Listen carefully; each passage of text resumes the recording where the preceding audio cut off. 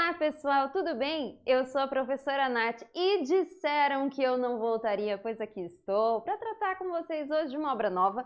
Mas antes disso, por gentileza, não se esqueçam, se inscrevam aqui no canal, tem vídeo novo vindo, bombando, coisa legal acontecendo. E não esquece, dá um like lá no final, hein? Contamos com vocês.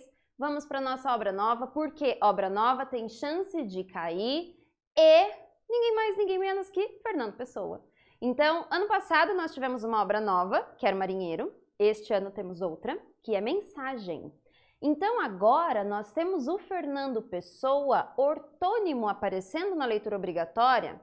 Marinheiro também é uma obra do ortônimo, mas ele é amplamente conhecido pelos heterônimos, que são Ricardo Reis, Álvaro de Campos, Alberto Caeiro, que são os três mais famosos, mas não se limita a isso. Então, temos aqui um autor que tem particularidades, que tem marcas muito interessantes e particularizantes também, né? Nenhum outro autor que nós estudamos no percurso escolar tem essa característica de ter heterônimos, né? De construir textos com outras características que não a sua própria.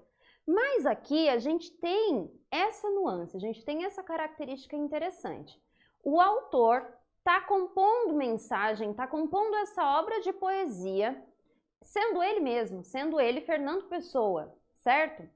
Vamos recapitular umas coisinhas da vida dele rapidamente, só para a gente se situar novamente de quem é esse autor, né? De quem falamos, enfim. Bom, Fernando Pessoa, ele nasce em Portugal, a mãe fica viúva ainda bastante cedo, ele é bem pequeno, de modo que eles acabam tendo que vender um pouco as coisas e passam por uma certa dificuldade, mas a mãe casa-se novamente.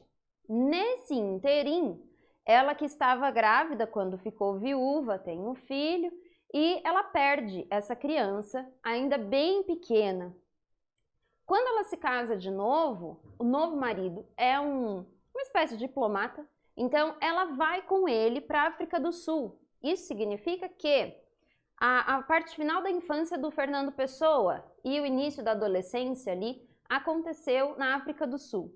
Ali ele teve uma educação inglesa muito forte e de maneira que ele teve contato muito próximo assim, com as obras da literatura francesa e também da literatura inglesa. Então, ele era um exímio conhecedor desses textos, certo?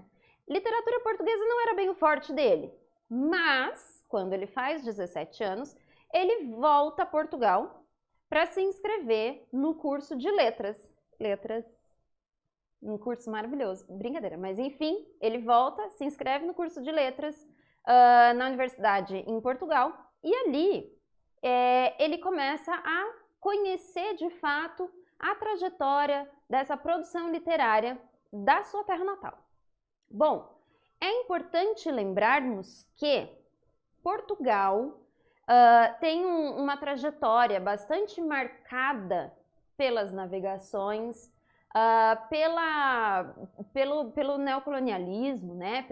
pela existência das terras que vai povoando, né? ao longo do planeta ali e tal, de maneira que durante um período Portugal esteve no topo do mundo, né? Tava ali no seu apogeu, as navegações trincando ali, a coisa acontecendo e todo mundo olhando para Portugal, todo mundo querendo ser Portugal, né?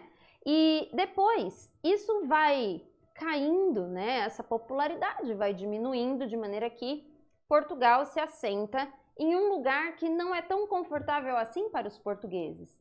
No entanto, que quando a gente olha para a literatura portuguesa, ao longo do tempo, nós percebemos que essa opção por trazer sempre esse momento de apogeu de Portugal é uma escolha dos autores dali, né? Então, temos essa questão muito marcada na literatura de Portugal. E a gente precisa ter atenção a isso? Precisamos.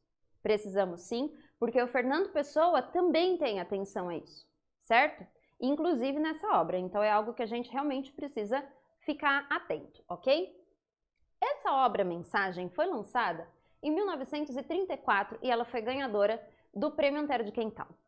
Vejam bem, estamos em um momento em que o governo Salazar quer popularizar um pouco mais essa visão patriótica, né? Essa coisa da nação portuguesa e tal. Então, o departamento de imprensa resolve lançar um concurso para premiar as melhores obras dentro das suas categorias que tratem de Portugal, que falem desse nacionalismo, dessa coisa. E aí, o Fernando Pessoa já tinha comentado que estava produzindo uma obra que falava sobre Portugal, que tinha cara de Portugal e etc. Então, alguns amigos que estavam envolvidos na organização desse concurso falaram: Fernando, querido, vamos lá, cara, se inscreve, coloca a sua obra para concorrer. E aí, ele resolve que tudo bem, vai fazer isso, então inscreve a obra dele. Ele fez a inscrição para a categoria principal, que era acima de 100 páginas. Mas, quando a banca deu uma olhada na obra, percebeu que em algumas páginas tinha só um título ou tinha só uma epígrafe e isso contava como uma página. Mas eles entenderam que, na verdade, o livro era bem menor do que 100 páginas, então eles mudaram a categoria da obra. Colocaram a obra para a categoria secundária, né, com menos de 100 páginas. E ele ganhou na categoria para a qual acabou ficando inscrito segundo, né, a organização do concurso. E muito se diz que essa obra Mensagem, na verdade, ganhou um prêmio de consolação, assim, um prêmio secundário e que não era tão importante, quando, na verdade, o poema foi reconhecido, né? O livro de poemas foi reconhecido, foi premiado, porque era bom sim. Então, não tem essa distribuição de valores, ela é um pouco ruim, né? Mas o fato é que o Fernando Pessoa encarou essa premiação como sendo mais uma, como sendo algo natural, e é interessante porque ele olha para a mensagem, ele olha para a obra dele e ele entende o potencial que ela tem. Ele entende que, não, mas eu escrevi uma obra muito boa, óbvio que ela seria premiada. Tem um lance mais ou menos assim, sabe? Então é interessante pensar nisso. Bom, esse livro, né, com todas essas poesias, 44 poemas ao todo, começou a ser composto em 1913. Então essa obra, ela é muito pensada, ela é muito planejada, ela tem a dedicação do poeta para sua criação como um todo, certo? Então lá em 1913 ele começa a compor. Lembrem-se que O Marinheiro é a peça de teatro que também está na leitura obrigatória e foi lançado em 1915 na revista Orfeu, na primeira edição da revista Orfeu, que é aquela que abre o modernismo em Portugal. Os poemas dessa obra começam a ser produzidos em 1913, ainda antes do lançamento da revista Orfeu, ainda antes do início do modernismo em Portugal. Então, realmente é uma gestação assim de muito tempo para que o livro fique bom e fique pronto do jeito que ele quer, certo? Então, temos aí uma obra acabada. E isso é interessante porque, quando a gente olha para o Fernando Pessoa, a primeira coisa que vem à nossa mente é justamente a fragmentação. Ele é um homem que consegue perceber a multiplicidade de visões possíveis dentro de uma sociedade ou dentro de um indivíduo que seja. Não é à toa que ele constrói lá pelos 20 heterônimos. 3 são mais famosos, mas ele constrói vários. Por quê? Porque ele entende que não é necessário se limitar, é possível se fragmentar, é possível ter outras visões a respeito da mesma situação. E ele faz isso. Então, geralmente, quando a gente olha para o Fernando Pessoa, aquele poeta fingidor, né? Nós temos ali um autor múltiplo e um autor que encara essa missão, né, de certa maneira, do fazer poético com bastante seriedade, mas com partes, né? Ele olha para tudo com partes. E aqui a gente tem uma obra redonda, uma obra fechadinha, né? E isso aparentemente não é característico do Fernando Pessoa, mas quando nós olhamos para a mensagem, nós percebemos que existem partes. Então, apesar de ser uma obra gestada, de ser uma obra pensada, de ser uma obra construída ao longo do tempo e aos poucos, com um projeto sendo cumprido, ainda assim há fragmentação dentro da obra, há sim partes, né, pedaços que a gente vai entendendo e vai pensando sobre e vai fazendo sentido. Mas não é exatamente um fio condutor único, certo? É uma obra que ainda apresenta fragmentação. Bom, tem uma questão interessante da biografia do Fernando Pessoa, que ele foi astrólogo. Ele não foi astrônomo, ele foi astrólogo. Ele gostava desse negócio de signo, sabe? Que signo você é? Ai, não gosto de signo, não acho que isso preste. Pois é, eu sou de Capricórnio e o meu ascendente é Sagitário, mas para vocês talvez isso não faça a menor diferença, mas para o Fernando Pessoa fazia. Ele era um cara muito ligado a essas questões mais obscuras, né? Essas coisas que você não explica racionalmente, mas que você pode encarar como sendo algo verdadeiro ou como sendo algo que traz influência para a sua vida. E tá tudo bem. Eu posso não gostar de signo? Pode. Acontece que para você olhar para a mensagem, você precisa notar essa destreza do Fernando Pessoa com essas coisas que não se explicam. E ele emprega esse gosto que ele tem dentro da obra. De que maneira? Olha só. A obra inicialmente era cotada para ter como título Portugal. Então a obra chamaria-se Portugal. Mas ele resolveu trocar o nome ali quando foi para fazer a inscrição do concurso e etc. Ele resolveu trocar, trocou por Mensagem. E aí, pensem comigo. Portugal, 1, 2, 3, 4, 5, 6, 7, 8 letras. Mensagem, 1, 2, 3, 4, 5, 6, 7, 8 letras. E aí a gente tem, então, duas palavras que dariam título ao livro. Uma era a possibilidade, a outra se tornou, com 8 letras cada uma, que traz também a simbologia do infinito. Sim, ele pensou nisso. Não é loucura da minha cabeça, não sou eu que estou inventando isso. São os críticos, são os estudiosos da vida dele, são as pessoas que conviveram com ele, anotações, escritos, enfim. Ele era bastante ligado a essa questão da numerologia, né, que faz parte também dessa cultura não muito explicável, né? E o livro, ele tem predominância do número 3, então é um número que é bastante expressivo dentro da numerologia, é um dos números mais importantes, porque é como se fosse a união perfeita, né? O 3 representa a união perfeita. Inclusive, vou trazer aqui uma informação de uma obra que estava na leitura obrigatória e não está mais, que é A Hora e a Vez de Augusto Matraga. Só para vocês poderem perceber essa questão da proximidade do número 3. Olha só. Guimarães Rosa escreveu em A Hora e a Vez de Augusto Matraga que o Matraga foi marcado com ferro quente depois que tomou uma surra. Então é aquele ferro que marca boi mesmo. E aí os capangas do Coronel Consilva esquentam o ferro e marcam o Matraga assim em cima do bumbum. E a marca que fica, né, que é a do Coronel Consilva, é um círculo e dentro do círculo tem um triângulo. O triângulo é formado por 3 partes. É a menor figura geométrica possível, né? Mas além de ser essa referência do triângulo, a gente tem A Hora e a Vez de Augusto Matraga sendo uma história que se assemelha a uma peregrinação em busca do perdão, em busca da misericórdia, de maneira que o personagem principal dá a sua vida por alguém que ele não conhece. Quem faz isso? Olha, ouvi uma história por aí que era de um cara chamado Jesus Cristo. E quando a gente olha para a crença católica, existe essa tríade, que é muito comum dentro da crença católica, que é o Pai, o Filho e o Espírito Santo. Mas a gente pode entender, quando olhamos para Fernando Pessoa, não exatamente um número 3 voltado para a questão católica religiosa, não. Mas a gente pode entender como sendo a junção do corpo, da alma e da mente, né? É um 3 perfeito. E aí a gente olha para a obra, ela é dividida em 3 partes.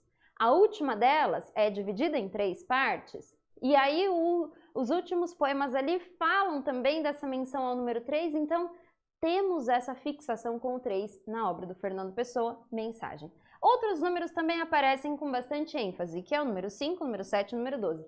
também são números importantes dentro da numerologia, mas não tão expressivos quanto o número 3, certo? Bom, ele diz que trata-se de uma obra que apresenta um sebastianismo racional, ou então um nacionalismo místico. Aí vocês pensam, como assim um sebastianismo racional? Aparentemente isso não faz sentido. Ou talvez eu não tenha pensado nisso, mas parece um pouco contraditório. Como que pode ser sebastianismo e místico ao mesmo tempo? Ou racional, né, melhor dizendo?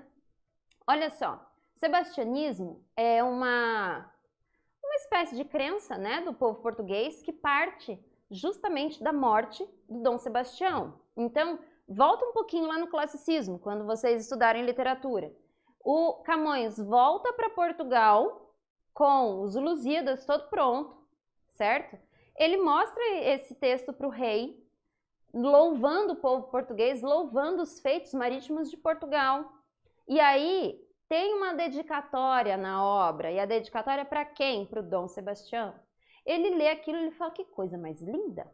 Mas publica, meu filho, publica, tá autorizado, publica isso que é lindo.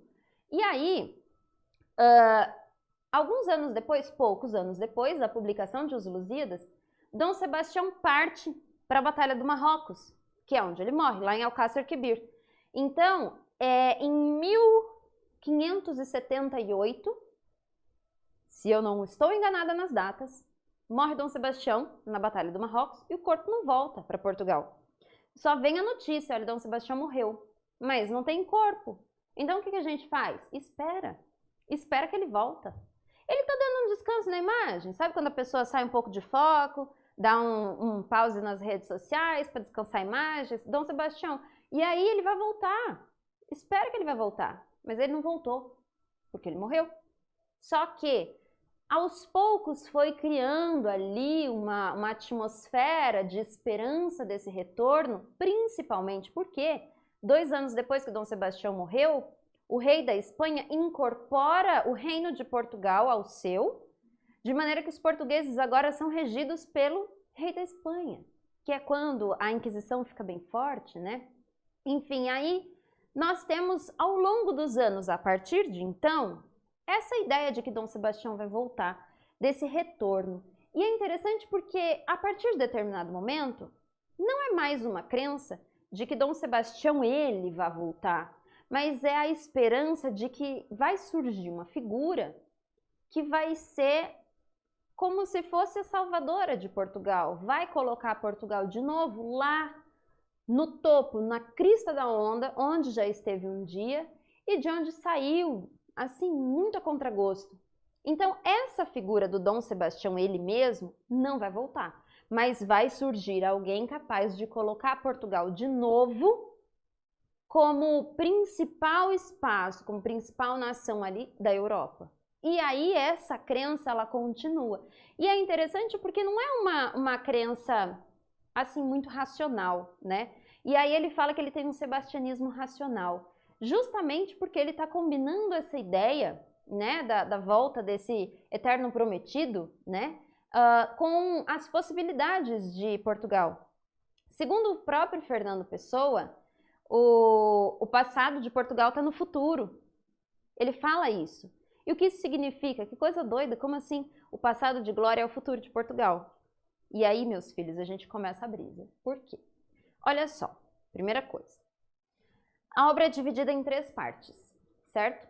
Primeira parte chama-se brasão. E aí a gente vai ter mesmo o brasão do Reino de Portugal. E as 5 subdivisões existentes nessa primeira parte diz respeito a cada parte de um brasão, de fato. E aí nós temos sempre uma epígrafe que vai abrir essa parte, certo? Então, na primeira parte, a epígrafe significa guerra sem guerra. Então, assim, a gente batalha, a gente luta muito para estar aqui onde estamos, para conseguir chegar onde nós chegamos, mas nós não guerreamos de fato com ninguém. E essa primeira parte é uma parte que traz muitas pessoas importantes para a história de Portugal. E é interessante que não são pessoas que vão ser consideradas as mais importantes diante de uma visão geral. Não. O Fernando Pessoa escolhe as pessoas a dedo que ele vai colocar nessa primeira parte. Não são todos os reis, não são talvez os reis mais importantes, mas são pessoas, personalidades de Portugal que colaboraram, que tiveram alguma atuação em prol da construção, né, daquele apogeu que Portugal viveu. Então ele vai trazendo essas figuras que são importantes, que tomam decisões que são cruciais para que Portugal se lance ao mar e seja uma potência marítima em determinado momento. É óbvio que o Dom Sebastião está aqui, óbvio. Mas não só ele, temos outras pessoas. Inclusive, há figuras aqui que não são portuguesas, como, por exemplo, Ulisses.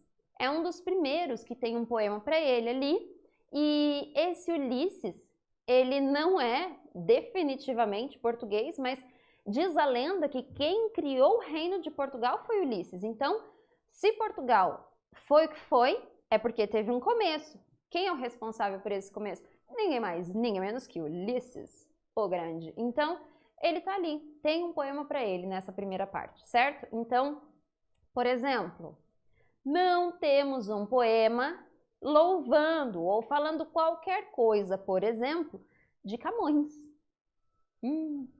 O brother Camões ficou de fora aqui, não tá na primeira parte. Infelizmente, não deu. Dessa vez não foi o momento dele, né? Bom, segunda parte, traz o mar português. Bom, essa primeira, então, ela vai mostrando as pessoas, né, as personalidades que contribuíram para que Portugal se fortalecesse, que tivesse coragem, incentivo, empenho para se lançar ao mar. Segunda parte, mar português, diz posse do mar, na epígrafe. Vai mostrar o momento áureo, o apogeu. Só que não vai mostrar só o apogeu. Os primeiros poemas, né, que não estão subdivididos, não tem subdivisões, mas os primeiros poemas que aparecem nessa parte como um todo mostram esse momento áureo de Portugal, e a partir de Mar Português, vocês devem lembrar desse poema, já apareceu em várias questões, tanto de vestibular quanto de apostilas de modo geral. Ó mar salgado, quanto do teu sal são lágrimas de Portugal, né? Então, esse poema, né, famoso, tudo vale a pena se a alma não é pequena, é o momento em que a segunda parte começa a caminhar para essa decadência, para essa derrocada do que Portugal já foi, né? Então fala sobre o desaparecimento do Dom Sebastião, vai falando sobre essas coisas que vão puxando Portugal para baixo, vão trazendo Portugal para um momento de não glória, certo? Depois da glória, inclusive. Então, essa segunda parte, sem subdivisões, ela fala do máximo e vai indo pro momento, digamos assim, menos famoso, né? A terceira parte, chamada O Encoberto, traz como epígrafe Paz nas Alturas, e tem 3 subdivisões. Já tinha comentado aqui das 3 divisões, né? Enfim, o fato é, essa última parte, o encoberto, algo que está encoberto é algo que não se mostra, né? Assim, tranquilamente para as pessoas. É justamente o momento mais místico, assim, da obra. Porque é o momento em que o eu lírico se coloca como alguém que espera, como alguém que está no aguardo do que vai acontecer para que a mudança venha. Então, nesse momento aqui, nós temos essa prospecção, esse estou aguardando porque o prometido virá, sabe, o sebastianismo bem marcado é aqui. Então, esse prometido virá e fará de Portugal uma potência, uma coisa maravilhosa, uma coisa estrondosa. Cara, o Fernando Pessoa, ele está escrevendo isso na década de 1930, 1920, e ele acredita nisso. E aí ele coloca isso ali. Temos algumas nuances que talvez não sejam perceptíveis à primeira leitura da obra. Uma delas nós não temos uma epopeia sendo produzida em mensagem. Não exatamente. Há uma aproximação da epopeia. Primeira coisa, pensem nos Lusíadas. Os Lusíadas é um poema que tem alguns cantos e tem algumas partes, mas As partes, quando elas existem ali, elas não estão fracionando a narrativa. A narrativa começa e tem os cantos que vão falando de alguns episódios e a narrativa ela começa e termina ininterruptamente, sem que haja cortes. Aqui nós temos as divisões das partes. Não há narrativa em mensagem. A gente pode perceber os sentidos sendo agrupados ali, mas a gente não tem um fio narrativo, não há narrativa. Outra coisa, disse para vocês aqui, falando sobre esse primeiro momento, que aparentemente Mensagem é uma obra terminada, contrária à fragmentação do Fernando Pessoa. Mentira! Por quê? Em alguns momentos nós vamos perceber que existe uma troca de voz. Há um eu lírico predominante na obra, só que esse eu lírico, ele dá espaço para que outras vozes surjam e possam falar nas poesias. De maneira que nós não temos uma voz só, então trata-se de uma obra polifônica. Então, se vocês prestarem atenção em alguns poemas, vocês vão notar que é a própria pessoa falando no poema, não necessariamente um eu lírico que fala em todos eles. Então, isso também é uma característica diferente, porque dentro de uma epopeia a gente tem um narrador, a gente tem uma voz que fala, né, ao longo da obra toda, o que não é o caso de Mensagem. O Fernando Pessoa considerava que o Camões não era o maior escritor da língua de Portugal, né? Não era o maior escritor, tinha outros tão bons quanto, mas a todo momento ele tenta ultrapassar o Camões, todo momento. E aí a gente pensa, né? Sei, não é o maior, mas é ele que você quer passar, né, Benzinho? Então a gente tem alguma coisa aí, né? Tem uma coisa do entravezinho aí, talvez, né? Fernando Pessoa queria ser o maior escritor de Portugal. Ele queria ultrapassar o Camões, sim. Então ele não dava toda essa significação para Camões. No entanto, que o Camões não aparece aqui em nenhum momento, sendo citado de fato. Mas a obra se aproxima de uma epopeia, mesmo subvertendo várias características tradicionais da epopeia. A gente tem essa mira, né? Ele foca no Camões para poder ultrapassá-lo. Isso significa que o cara é importante, sim, certo? Tem uma rua em Portugal chamada Rua do Chiado, que tem uma cafeteria, enfim, um comérciozinho chamado A Brasileira, e tem uma mesa que tem a escultura do Fernando Pessoa sentado na mesa, porque era um lugar que ele frequentava.